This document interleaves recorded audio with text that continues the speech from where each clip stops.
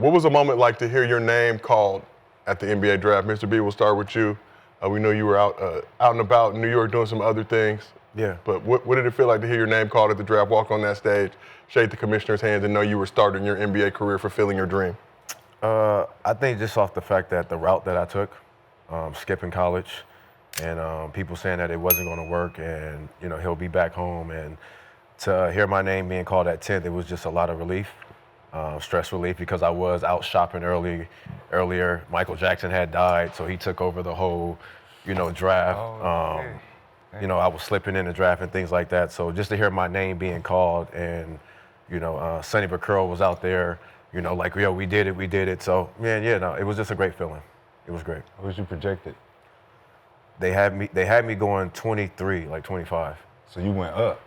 Yeah, I went back up. Yeah, because they were saying, certain point guards and things like that. So they didn't have me going. I didn't know I was going 10 until about at the ninth pick. That's dope. Yeah. Did you get invited to the green room and opted not to go, or how did that whole situation? Yeah. I got invited. But my agent at the time, Bill Duffy, he had a client before that was in the green room, and he didn't get picked in the green room, so it was kind of a little more of like a scare, like they were going to try to do the same thing to me. Just have me in the green. Try to make an example out of you. Make an example. So we just thought it was best to just be with my family. Okay, but then obviously you made your way to the arena. Made my way. David Stern was in the back. He was like, yo, since the 13th pick ain't here, I'm going to just bring you back to the back. So, I'm like Soulja Boy, always the first to do something different. Mr. P, like Soulja Boy. You come through the back, like kissing the crowd. Yeah.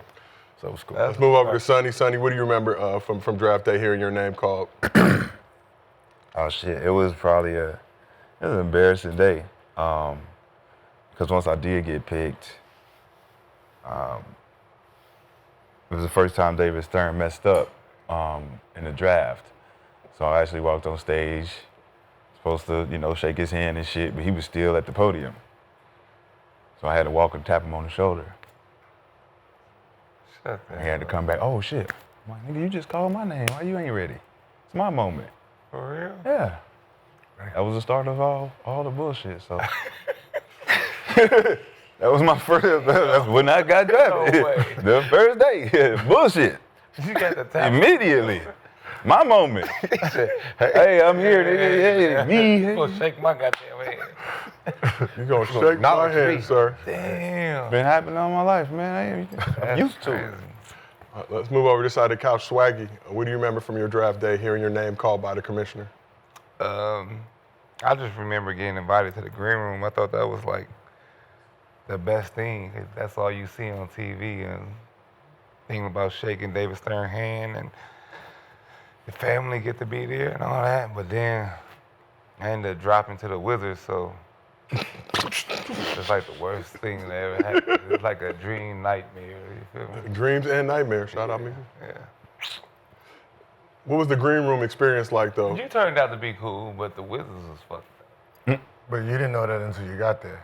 So how did you feel on draft day? Because I wanted to go to the Lakers. The Clippers. They had the 12th pick, so I was supposed to go there. That's why I got invited, but. What was your experience like, though, in the green room? What's it like being at the table with all the other draft picks? It was exciting, to hear your name called.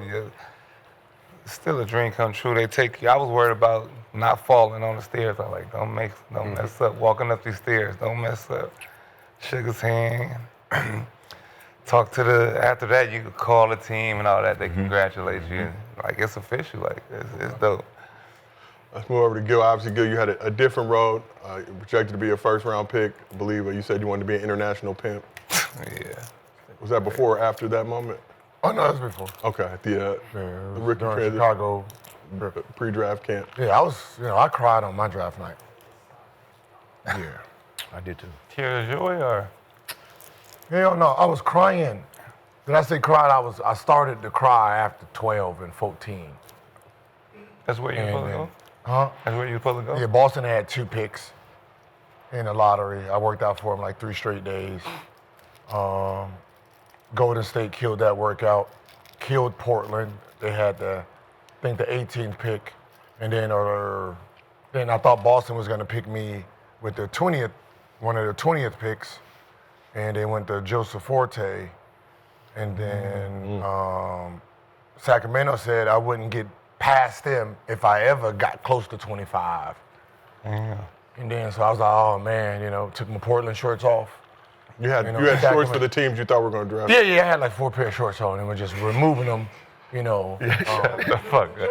Yeah. So basically, the bandwagon Gil thing. This Oh yeah, that was. back Oh to yeah. And then NBA draft. then, Okay. When 25 came, and we're having my dad's having a draft party, and I said, let me go ahead and get drafted first, and I'll show up like I'm a star. Sacramento, Gerald Wallace. Damn. Didn't even know who he was. I got so mad, come on, threw my Gil. chain off, threw it out. I mean, it was fake anyway, but threw that shit off the balcony.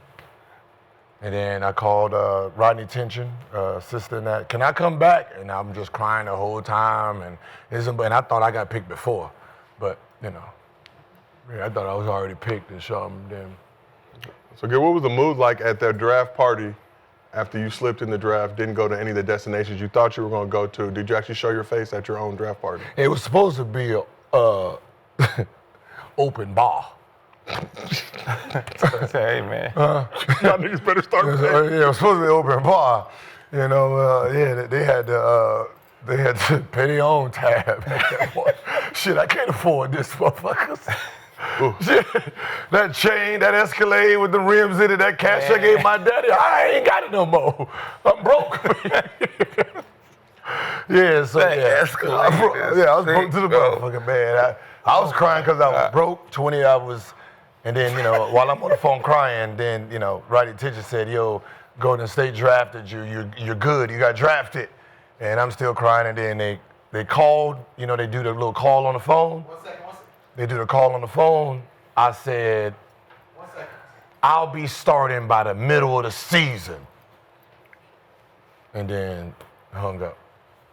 No. Unfortunate day for Gilbert Arenas, but ended up having a provision in the CBA because you ended up making more bread than the #1 overall pick in that draft. Who was the number 1 pick in that draft?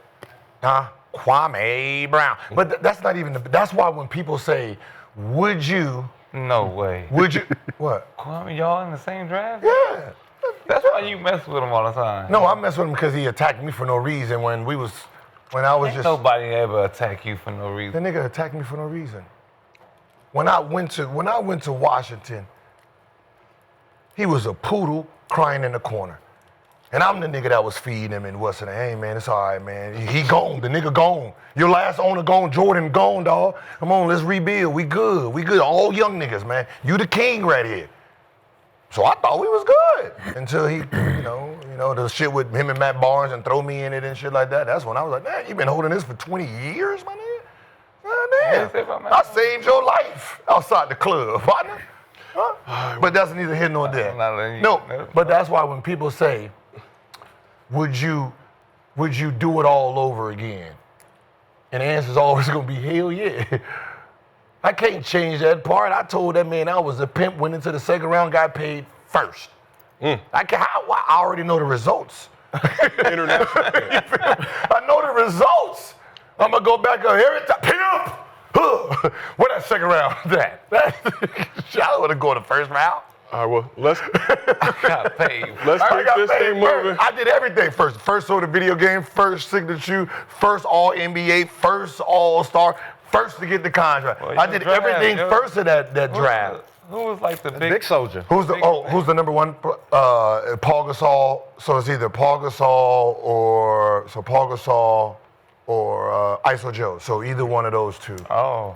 The one with the rings would be Tony Parker, Zebo, Richard Jefferson. That's cool. Yeah, I'll be probably, if they redid it, I'll probably be like 7 or 10. 7 or 10. Yeah, around 7 or 10. Because, I mean, if you think about the teams that had picks, they still gonna go after them big niggas for real. Like, you know what I mean? Like, the first guard would be probably about Tony Parker. For sure.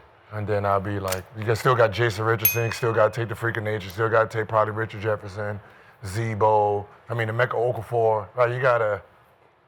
For sure. All right, well, let's keep this thing moving. We got a very special guest making his first appearance in the arena, comedian, actor, and entertainer.